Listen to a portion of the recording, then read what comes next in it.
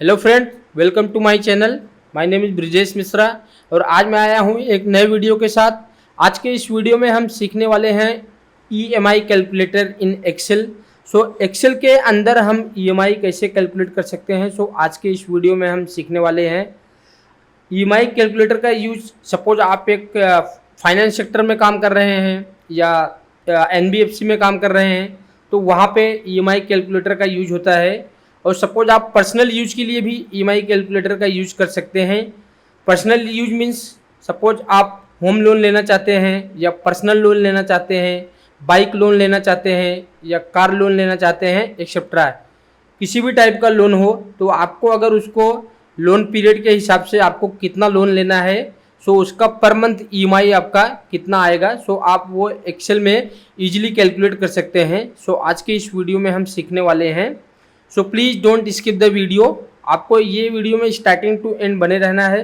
Video में next बढ़ने से पहले अभी तक आपने हमारे चैनल को सब्सक्राइब नहीं किया है please subscribe and support. It's totally free for all. Time को बिना वेस्ट किए बढ़ते हैं हम अपने नेक्स्ट शीट में। यहाँ पे आप, ये तो हमारा इंडेक्स शीट है आपके लिए। यहाँ पे आप देख सकते हैं एक एक्स्ट्रा शीट हमारा है जिसपे हम वर्किंग करके आपको दिखाने वाले हैं डेटा करके।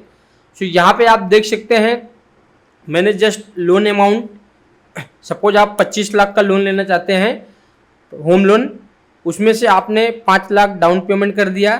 आपका जो इंटरेस्ट रेट रहेगा ईयरली वो 8.5 रहेगा और जो आपका लोन पीरियड रहेगा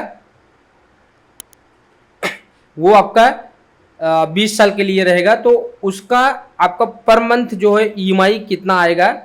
यहाँ पे हमने कुछ अलग अलग भी अमाउंट लिए हैं और इंटरेस्ट रेट सपोज 5 लाख पे 8% के हिसाब से अगर आपको 5 साल के लिए लोन लेना है तो क्या ईएमआई आएगा। 10 लाख पे 9% के हिसाब से 8 ईयर्स के लिए क्या लोन ईएमआई आएगा आपका। तो यहाँ पे मैंने जस्ट अलग अलग अमाउंट पे भी लिया है। तो जस्ट पहले यहाँ पे सीखते हैं कि सपोज हमें 25 लाख का होम लोन लेना है।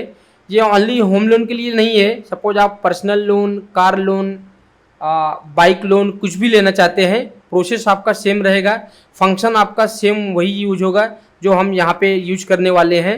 आपका लोन अमाउंट कुछ भी हो सकता है, इंटरेस्ट रेट कुछ भी हो सकता है, लोन पीरियड कुछ भी हो सकता है। उसके लिए you don't need to worried about that. आपने ये फंक्शन स्टार्टिंग टू एंड देख लिया। ये आपके काम आने वाला है। बढ़ते हैं यहाँ पे। ईएमआई कैलकुलेट करने के लिए आपको कौन सा फंक्शन यूज करना है।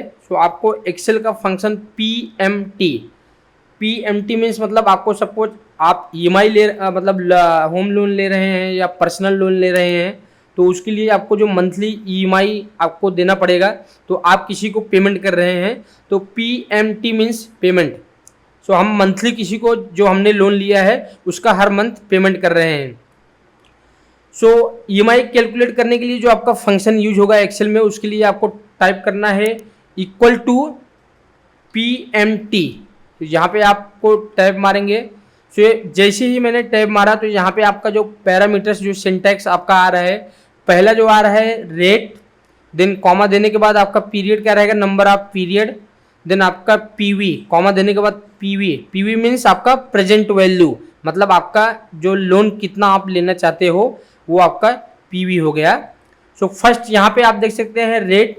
रेट के लिए यहाँ पे आप देख सकते हैं मेरा इंटरेस्ट रेट ये ईयरली 8.5 है, बट हमारा जो ईएमआई रहेगा वो मंथली रहेगा। तो इसके लिए आपको क्या करना है, ये आपका जो रेट है आपको ये सिलेक्ट करना है। देन ये साल का है तो उसको मंथली कन्वर्ट करने के लिए डिवाइड बाई 12, बिकॉज 1 ईयर में 12 मंथ होते हैं। इसके लिए मैंने डिवाइड बाई 12 किया जिससे आपका 1 मंथ का रेट निकल के आ जाएगा। देन कॉमा, यहाँ पे number of period. Number of period आप देखेंगे तो मैंने यहाँ पे लोन पीरियड जो लिया है 20, ये मेरा ईयरली है, ठीक है, मतलब 20 ईयर्स के लिए है। तो एक साल में आपको पता है 12 मंथ होते हैं तो ये 20 ईयर्स है। तो यहाँ पे आपको इंटरेस्ट में मैंने क्या किया, डिवाइड किया 1 मंथ का इंटरेस्ट निकालने के लिए। ये मेरा 20 ईयर्स है तो 1 ईयर में 12 मंथ होते हैं। तो इसके लिए आपको यहाँ पे डिवाइड नहीं करना है, यहाँ पे आपको मल्टीप्लाई करना है, मल्टीप्लाई बाई 12, देन कॉमा। सो यहाँ पे आप देख सकते हैं कॉमा देने के बाद आपका पूछ रहा है जो पीवी मीन्स प्रेजेंट वैल्यू।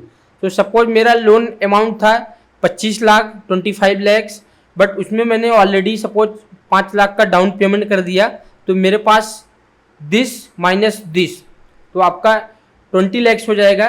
तो उसके लिए हमें क्या करना है, मैं ब्रैकेट ओपन करता हूँ यहाँ पे। तो ये हमारा लोन अमाउंट था, बट हमने 5 लाख डाउन पेमेंट कर दिया, माइनस 5 लाख, ब्रैकेट क्लोज किया, ठीक है। देन वापस सेकंड ब्रैकेट क्लोज किया, देन यहाँ पे मैंने एंटर प्रेस किया। तो ये आप देख सकते हैं यहाँ पे आप पीएमटी फंक्शन अगर यूज करेंगे देन एंटर करेंगे तो जो आपका फिगर निकल के आएगा वो माइनस में आता है, ठीक है। सो उसके लिए आपको करना क्या है, ये इक्वल टू के पहले एक माइनस और ऐड कर देना है, तो माइनस माइनस आपका वो प्लस हो जाएगा, एंटर। ये आप देख सकते हैं सपोज आपको 25 लाख का लोन लेना था, जिसके लिए आपने 5 लाख का ऑलरेडी डाउन पेमेंट कर दिया। आपका जो ईयरली इंटरेस्ट रेट था वो 8.5 था, और जो हमारा लोन पीरियड है वो 20 ईयर्स के लिए है। तो उसके लिए जो आपका ईएमआई निकल के आएगा per month, EMI per month आप देख सकते हैं यहाँ पे मैंने ऑलरेडी मेंशन किया है। तो ये आपका 17,356 रुपीज़ का आपका ईएमआई आएगा। इसको हम राउंड फिगर कर देते हैं, तो ये आपका जो पर मंथ ईएमआई आएगा आपका 17,356। सो आई होप अगर आपने स्टार्टिंग टू एंड यहाँ तक देख लिया तो यहाँ तक आपको क्लियर हो गया होगा। सो यहाँ पे नेक्स्ट आप देख सकते हैं कि मैंने अलग अलग लोन अमाउंट लिया है और अलग अलग इंटरेस्ट रेट पे और अलग अलग पीरियड के लिए। सपोज आपको चेक करना है कि मुझे मेरा यहाँ पे सपोज मुझे 25 नहीं चाहिए, क्योंकि मैं उतना ईएमआई मंथली पे नहीं कर सकता हूँ, मुझे उससे कम ईएमआई चाहिए, या आप इससे भी ज़्यादा पर मंथ ईएमआई मतलब पे कर सकते हैं, तो मुझे इससे ज़्यादा लोन अमाउंट चाहिए। तो इसके लिए मैंने आप देख सकते हैं यहाँ पे अलग अलग भी लोन अमाउंट अलग अलग पीरियड पे लिया है, जस्ट आपको एक्सप्लेन करने के लिए। तो वो भी यहाँ पे देख लेते हैं हम।